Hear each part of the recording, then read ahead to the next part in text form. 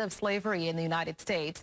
Resource organizers with One DC, Shakeara Mingo, joins me now to discuss the history of Juneteenth and how you can celebrate this weekend. Good morning to you, Shakeara. Thanks for joining us. Good morning. Thank you for having me. Of course. You know, I want to start with the basics, but still very important, right? What is the significance of Juneteenth? Juneteenth was, the celebration of when slavery ended. So we are definitely celebrating that when, the slaves were found out they were free. So it's about Black liberation. Even though we are free, we still have an uphill battle. In ways we are free, but in ways that we are still not free. Even though the chains are gone, we are still enslaved. So that's why Juneteenth is important, but we still have a lot of work that we need to do to actually really experience true freedom in this country. And actually, to that point, I wanted to ask you about that. What do you say to people who, while they're happy about Juneteenth becoming a federal holiday, feel it is simply a symbolic gesture that does not affect real change? It's devoid of any social weight or significance. What do you say to that criticism? I agree with the criticism. We still have a lot of work that needs to be, we still have a lot of work that needs to be done in this country.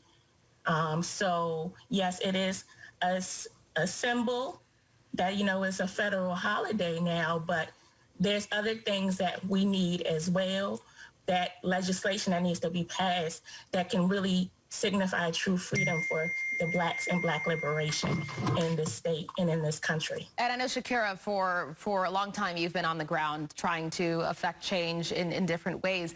What does One DC do, and what have you done here in the community? Sure. So One DC is a grassroots organization here in Washington, D.C. We work to create and preserve racial equity here in the district. Our current campaign that we're running now is our Cancel Rent campaign, where we're working to cancel rent for people that have been negatively impacted and have lost wages due to COVID. So that's one of the current campaigns that we're running. We also have our guaranteed income campaign that we're currently trying to get off the ground, trying to have guaranteed income for people that have lost wages and who unemployment is starting to run out. So those are the two campaigns that we're currently working on. Yeah, so you guys stay pretty busy. For Juneteenth coming up, what can people do aside from recognizing the day, right? Speaking of action, what can people do to commemorate the day? Well, on Juneteenth, that's the opening of our Black Workers and Wellness Center. It is the first Black Workers and Wellness Center here in the district. So we're definitely going to celebrate that.